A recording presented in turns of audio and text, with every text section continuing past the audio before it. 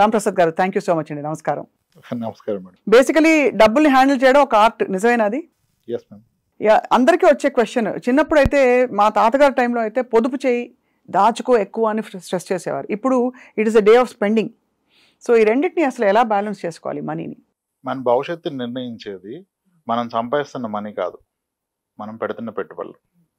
మీకు ఎంత వచ్చిందని కాదు, దాన్ని ఎలా ఇన్వెస్ట్ చేశారనేది మన ఫ్యూచర్, మన కిడ్స్ ఫ్యూచర్ని డిసైడ్ చేస్తుంది. అవును. సో ఒక ఇండివిజువల్ వ్యక్తి యొక్క లైఫ్లో ద మోస్ట్ ఇంపార్టెంట్ థింగ్ ఏంటంటే it has to be investment and protecting his family. మళ్ళీ పాయింట్ వైజ్ చెప్పండి. రిస్క్ కవర్ ఉండాలి, అవసరాలకి డబ్బులు ఉండాలి, మూడోది ఫ్యూచర్ నీడ్స్ని ఐడెంటిఫై చేయాలి, నాలుగోది బహుశా లగ్జరీస్కి ఇతరత్ర ఇప్పుడు ఇంటెలిజెన్సెస్కి కూడా కొంత బఫర్ ఉండాలి. ఒక వ్యక్తి లైఫ్లో ఎంత సంపాదించాడు ఎంత ఇంపార్టెంటో, దాంట్లో ఆయన ఎంత అనుభవించారు అనేది కూడా ఇంపార్టెంట్. అవును కదా. I see lot of people after making money, creating more assets, they still live poor and die rich. అంతే. That's the biggest disease today. Disease కదా అది యాక్చువల్లీ. అదే నిజం. ఎంత ఎక్స్పెన్సెస్ తగ్గించండి అనేది తప్పు. ఖర్చు పెట్టుకోండి, భవిష్యత్తు కూడా దాచుకోండి. అవును. ఖర్చు పెట్టడం మానేసి భవిష్యత్తు గురించి దాస్తే భవిష్యత్తులో ఇద్దరు ఉండకపోవచ్చు. కరెక్ట్. అంతే కదా. You need to have a decent life style, quality life style, travel, clothing, food, vacations, everything is need in life. It's not just saving money. Ramprasad గారు, చాలా మందికి డౌట్లు ఉంటాయి, అంటే how to make this wise decisions అని చెప్పి. So కొన్ని నేను అందరి తరఫున కొన్ని క్వశ్చన్స్ అడగబోతున్నాను మిమ్మల్ని.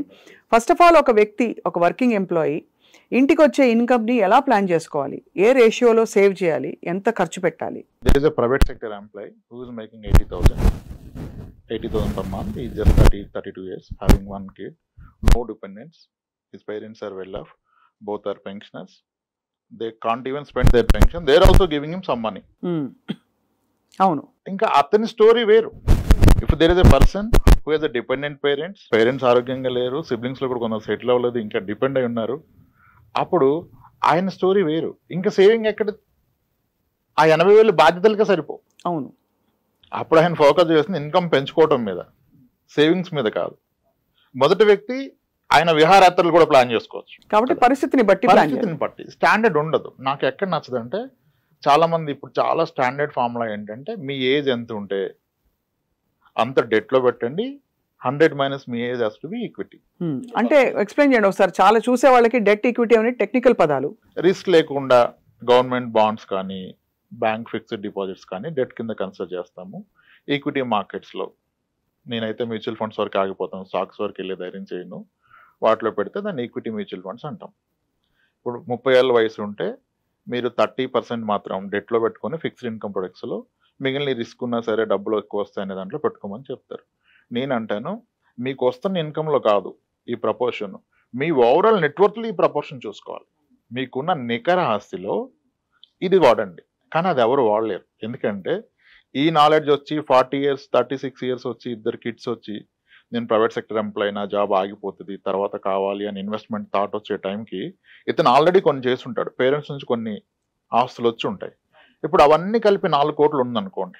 Let say someone is lucky enough, వాళ్ళ పేరెంట్స్ ఇచ్చారు, ఊర్లో ఒక పొలం ఇచ్చారు, ఇక్కడ 2 స్థలాలు కొన్నాడు, ఒక అపార్ట్మెంట్ కొన్నాడు, 4 కోట్లు ఉంది. ఇప్పుడు ఇతని జీతం 1 lakh ఉంది, ఇతని ఏజ్ 40.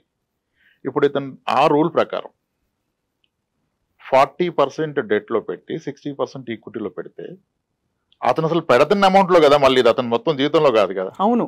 అప్పుడు అసలు ఎన్నాళ్ళు పోతే ఏం సాధిస్తాడు ఈక్విటీలో? అవును. ఇప్పుడు పెడుతున్న 20,000లో మళ్ళీ 40% డెట్లో పెట్టి 12,000 ఈక్విటీలో పెడితే, 10 ఏళ్ల పాటు పెట్టినా ఆయన పెట్టింది ఎంత, వచ్చేది ఎంత, ఆ రోజుకి మన అసెట్స్ మళ్ళీ పెరుగుతాయి. అప్పుడు ఓవరాల్ ఆయనకున్న ఆస్తుల్లో చూస్తే మళ్ళీ ఈక్విటీ కాంపోనెంట్ 5% కూడా ఉండదు. కరెక్ట్. సో ఇది మీరు పెడుతున్న అమౌంట్లో కాదు, మీకున్న నికర ఆస్తికి ఈ రూల్ అప్లై చేస్తే మేబీ మీరు సేఫర్ సైడ్ ఉంటారు.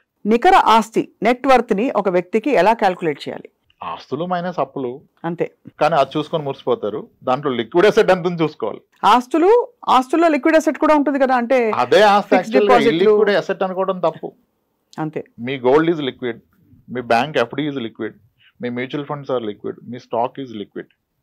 మీకున్న స్థలాలు పొలాలు లిక్విడ్ కాదు, ఇల్లిక్విడ్.